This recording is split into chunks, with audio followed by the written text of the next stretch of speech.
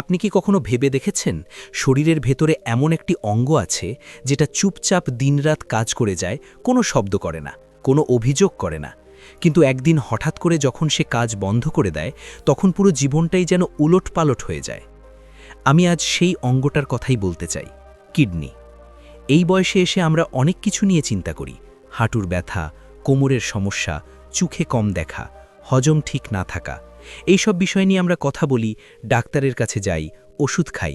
কিন্তু কিডনি, সেই কিডনির কথা আমরা খুব কমই ভাবি, কারণ কিডনি ব্যথা দেয় না, কিডনি চিৎকার করে না, কিডনি নীরবে ক্ষতিগ্রস্ত হয়। আজকের এই ভিডিওটা ঠিক সেই মানুষগুলোর জন্য যাদের বয়স 50-এর উপরে, যারা মনে করেন আমি তো ঠিকই আছি, আমার তো তেমন কোনো সমস্যা নেই, আমি তো নিয়মিত খাই দাই। কিন্তু বাস্তব সত্যিটা হলো, আপনি প্রতিদিন যে খাবারগুলো খুব স্বাভাবিক মনে করে খাচ্ছেন সেগুলোর মধ্যেই লুকিয়ে আছে কিডনি নষ্ট হওয়ার ধীর বিষ। এই ভিডিওটা খুবই গুরুত্বপূর্ণ, শেষ পর্যন্ত দেখুন। আমরা আজ কথা বলবো 5টি এমন খাবার নিয়ে যেগুলো আপনি হয়তো ভালো মনে করে খাচ্ছেন, পরিবারকেও খাওয়াচ্ছেন, কিন্তু দিনের পর দিন এগুলো আপনার কিডনিকে ধীরে ধীরে দুর্বল করে দিচ্ছে। কিন্তু তার আগে একটা ছোট্ট কথা বলি, এই বয়সে এসে আমাদের শরীর আর আগের মতো থাকে না। 40-এর পরে শরীর যেমন বদলাতে শুরু করে, 50-এর পরে সেই পরিবর্তনটা আরও স্পষ্ট হয়। রক্ত পরিশোধনের ক্ষমতা কমে, বর্জ্য বের করে দেওয়ার গতি ধীর হয়, আর কিডনির ওপর চাপ বাড়তে থাকে। কিডনির কাজ শুধু প্রস্রাব তৈরি করা নয়, কিডনি আপনার রক্ত পরিষ্কার করে, কিডনি শরীরের অতিরিক্ত লবণ বের করে, কিডনি রক্তচাপ নিয়ন্ত্রণে সাহায্য করে, কিডনি হাড়ের শক্তি বজায় রাখতে কাজ করে। এই কিডনি যদি ধীরে ধীরে ক্ষতিগ্রস্ত হতে থাকে তাহলে তার প্রভাব পড়ে পুরো শরীরে।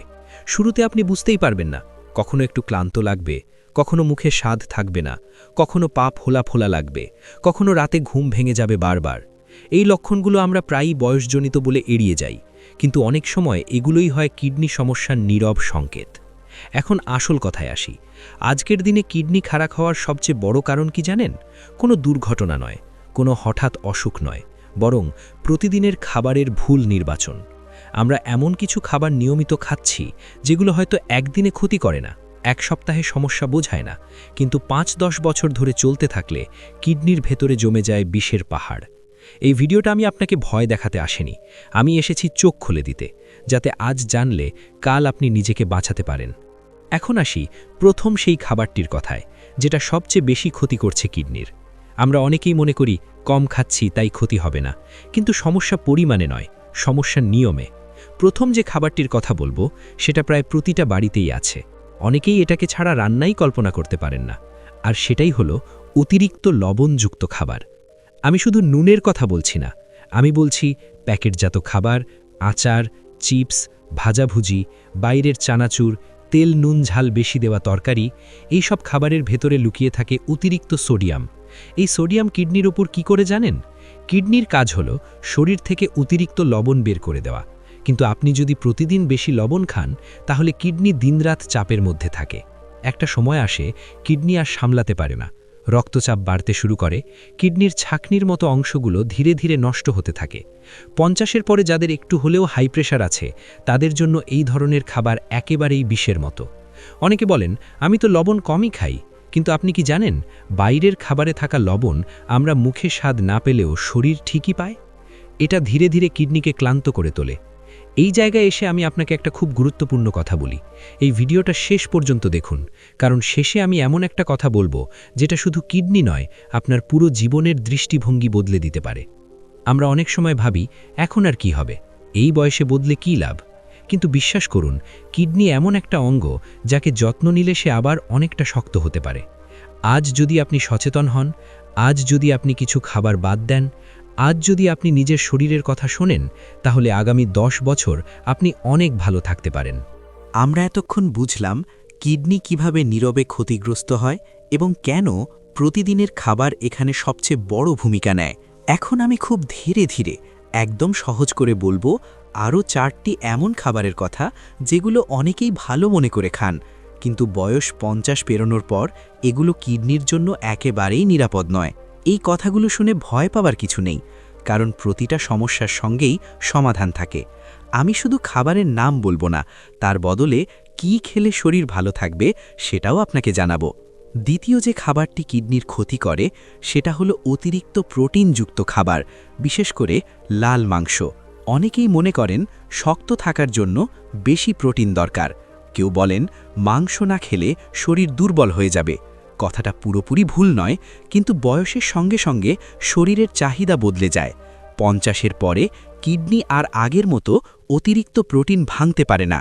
লাল মাংস খেলে শরীরে এমন কিছু বর্জ্য তৈরি হয় যেগুলো বের করে দিতে কিডনিকে খুব বেশি পরিশ্রম করতে হয়। যারা নিয়মিত খাসির মাংস, গরুর মাংস বা বেশি পরিমাণে ডিম খান, তাদের কিডনি ধীরে ধীরে ক্লান্ত হয়ে পড়ে। শুরুতে বোঝা যায় না, কিন্তু কয়েক বছর পরে রক্ত পরীক্ষায় ধরা পড়ে ক্রিয়েটিনিন বেড়ে গেছে। এখন প্রশ্ন আসে, তাহলে কি প্রোটিন খাবো না? খাবেন, কিন্তু বুদ্ধি করে। লাল মাংসের বদলে আপনি খেতে পারেন অল্প পরিমাণে মাছ, বিশেষ করে ছোট মাছ যেগুলো সহজে হজম হয়। সেদ্ধ বা হালকা ঝোল করে রান্না করা মাছ কিডনির ওপর অতিরিক্ত চাপ ফেলে না। এছাড়া ডাল, মুগ ডাল, মুসুর ডাল পরিমিত পরিমাণে খেলে শরীর প্রয়োজনীয় প্রোটিন পায়, কিন্তু কিডনি অতিরিক্ত কষ্ট পায় না। সবচেয়ে জরুরি কথা, একদিনে বেশি খাবার দরকার নেই। অল্প অল্প করে নিয়মিত খাওয়াটাই সবচেয়ে ভালো। এখন আসি তৃতীয় খাবারটির কথায়। এই খাবারটা প্রায় সবাই খায়। অনেকেই ভাবেন এটা তো একদম স্বাভাবিক খাবার, কিন্তু কিডনির জন্য এটা খুব ধীরে ক্ষতি করে। আমি বলছি অতিরিক্ত প্যাকেটজাত হেলথ ফুডের কথা। আজকাল বাজারে পাওয়া যায় নানা ধরনের protein powder, health drink, instant soup, low fat লেখা খাবার। এই সব খাবারে এমন কিছু কেমিক্যাল আর সংরক্ষণকারী থাকে যেগুলো কিডনিকে ধীরে ধীরে দুর্বল করে। বিশেষ করে যারা বয়সের সঙ্গে সঙ্গে দুর্বলতা কমাতে এসব খাবার খাচ্ছেন, তারা অনেক সময় বুঝতেই পারছেন না যে ভেতরে ভেতরে কিডনি ক্ষতি হচ্ছে। এর বদলে সবচেয়ে ভালো কি জানেন? ঘরের সাধারণ খাবার, সেদ্ধ সবজি, হালকা ঝোল, ঘরে বানানো খাবার। যে খাবারের উপকরণ আপনি নিজে দেখছেন, নিজে চিনছেন, সেই খাবারই কিডনির জন্য নিরাপদ। এখন শেষ যে খাবারটির কথা বলবো এই পার্টে, সেটা খুব গুরুত্বপূর্ণ। এই খাবারটা আমরা প্রায় সবাই খাই, বিশেষ করে রাতে। আমি বলছি অতিরিক্ত ভাজা খাবারের কথা। বেগুনি, চপ, পেঁয়াজু, ভাজা আলু। ভাজা খাবারে তেল আর লবণের পরিমাণ বেশি থাকে। এই দুটো একসঙ্গে কিডনির উপর ভয়ঙ্কর চাপ ফেলে। রাতে এই ধরনের খাবার খেলে শরীর ঠিকমতো বিশ্রাম পায় না, কিডনিও বিশ্রাম নিতে পারে না। এর বদলে আপনি কি করতে পারেন? ভাজা খাবারের বদলে সেদ্ধ বা হালকা ভাপে রান্না করা খাবার খান। রাতে খুব হালকা খাবার রাখুন, তাতে কিডনি সারা রাত আরাম পায়। এই 4টি খাবার, অতিরিক্ত লাল মাংস, অতিরিক্ত চিনি, প্যাকেটজাত হেলথ ফুড, ভাজা খাবার, এইগুলো ধীরে ধীরে কিডনিকে দুর্বল করে।